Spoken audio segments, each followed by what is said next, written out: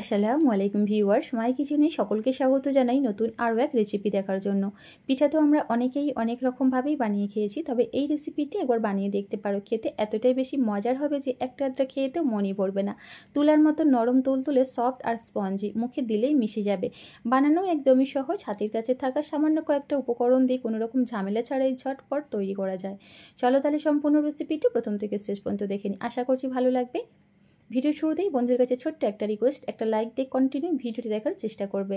প্রথমে মিক্সিং জারের মধ্যে নিয়ে নিচ্ছি মেজারমেন্ট কাপ মেপে 1 কাপ পরিমাণ সুজি। তবে তোমাদের হাতের কাছে এরকম কাপ না থাকলে ঘরে থাকা যে কোনো বাটি বা কাপ সেট করে নেবে উপকরণগুলো একটু মেপে নেবার জন্য, তাহলে দেখবে রেসিপিটা একদম পারফেক্টভাবে বানিয়ে নিতে পারবে।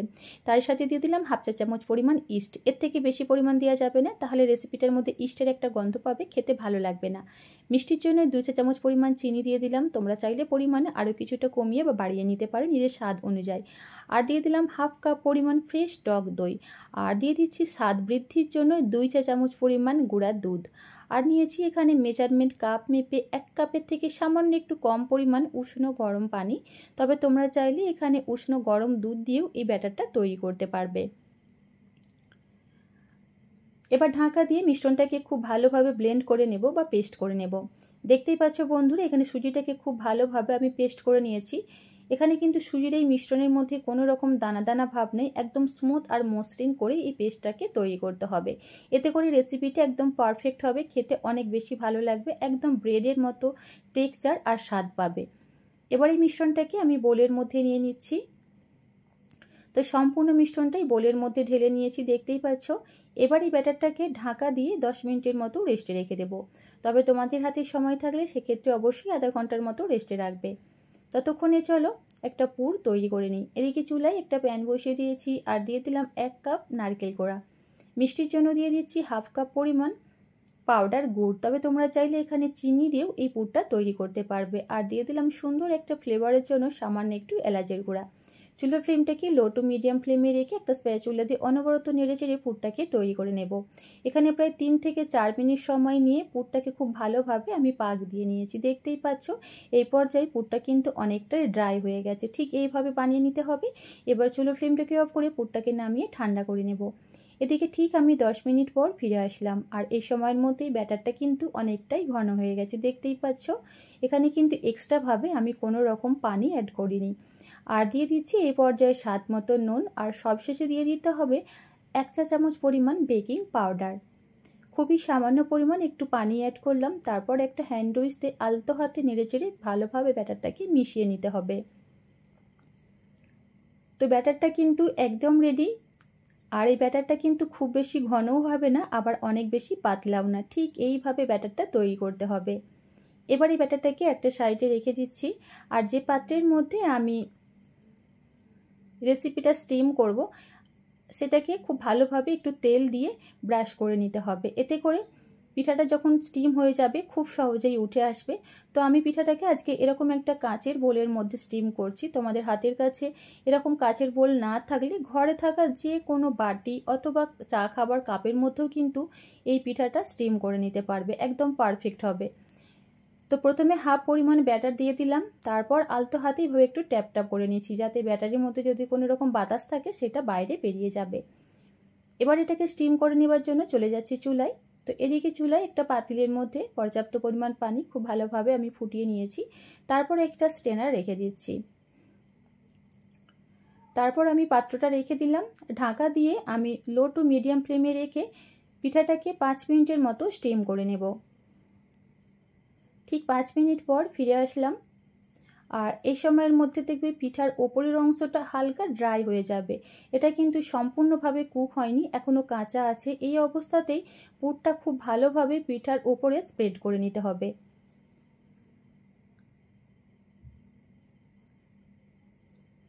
তো এখানে আমি সম্পূর্ণ পুরটাই দিয়ে দিয়েছি, দেখতেই পাচ্ছ।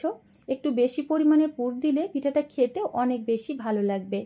তো সম্পূর্ণ পুরটাই খুব ভালোভাবে আমি পিঠার চারিধারে ছড়িয়ে নিয়েছি। তারপর আলতো হাতে এভাবে একটু স্প্রেড করে দিলাম বা একটু চেপে চেপে বসিয়ে দিলাম।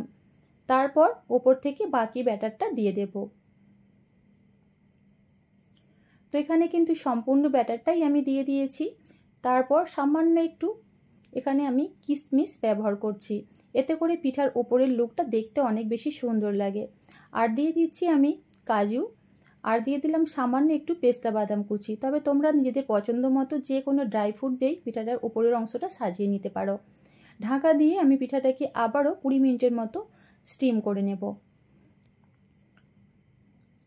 তো ঠিক 20 মিনিট পর ফিরে আসলাম। দেখতেই পাচ্ছ বন্ধুরা পিঠাটা কতটা সুন্দরভাবে স্টিম হয়েছে। আর এই পর্যায়ে একটা টুথপিক দিয়ে আমি চেক করে নিচ্ছি। দেখতেই পাচ্ছ টুথপিকটা কিন্তু একদম ক্লিন এসেছে, তার মানে পিঠাটা আমার খুব ভালোভাবে স্টিম হয়ে গেছে। তবে তোমাদের ক্ষেত্রে যদি মনে হয় পিঠার ব্যাটারটা কিছুটা কাঁচা আছে, আরও 5 মিনিটের মতো স্টিম করে নেবে। তারপর চুলোর ফ্লেমটাকে অফ করে পিঠাটাকে নামিয়ে ভালোভাবে ঠান্ডা করে নিতে হবে। ভালোভাবে ঠান্ডা করে নেবার পর পিঠাটাকে আমি মোল্ড আউট করে নিচ্ছি। তো একটা ছুরি দিয়ে চারিধারে একটু কাট লাগিয়ে নেব, এতে করে দেখবে পিঠাটা খুব সহজেই উঠে আসবে।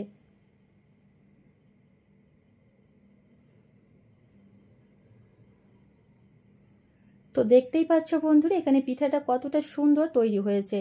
একদমই কিন্তু তুলার মতো নরম তুলতুলে সফট আর স্পঞ্জি। পিঠাটা দেখতেই যে এত সুন্দর লাগছে, দেখেই হয়তো বা তোমরা নিশ্চয়ই বুঝতে পারছো, খেতেও অসম্ভব মজার হয়। তো রেসিপিটা কিন্তু অবশ্যই বাড়িতে বানিয়ে দেখতে পারো, আশা করছি তোমাদের ভীষণ ভালো লাগবে। এবার এই পিঠাটাকে নিজের পছন্দ মতো কাট করে নিচ্ছি। দেখতেই পাচ্ছ ঠিক এইভাবে কাট করে নিলাম। প্রথমে লম্বা করে একটু কাট করে নিয়েছি, তারপর ছোট ছোট পিস করে কেটে নিচ্ছি।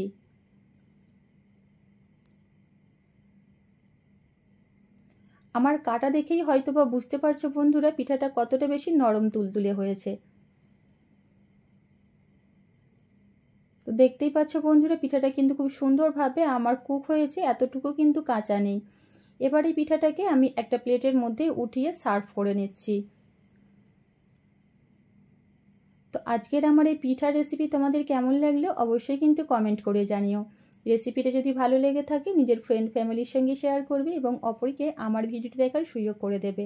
একটা পিঠা তোমাদের আমি কেটে দেখাচ্ছি যে কতটা পারফেক্ট হয়েছে, একদমই কিন্তু তুলার মতো নরম তুলতুলে সফট আর স্পঞ্জি। এই পিঠাটা খেতে অনেকটাই ব্রেডের মতো লাগে। অবশ্যই কিন্তু রেসিপিটা ট্রাই করতে পারো, আশা করছি তোমাদের ভীষণ ভালো লাগবে। আজ তাহলে এ পর্যন্তই, আবারও দেখাবে নতুন কোনো রেসিপিতে। আল্লাহ হাফেজ, আসসালামু আলাইকুম।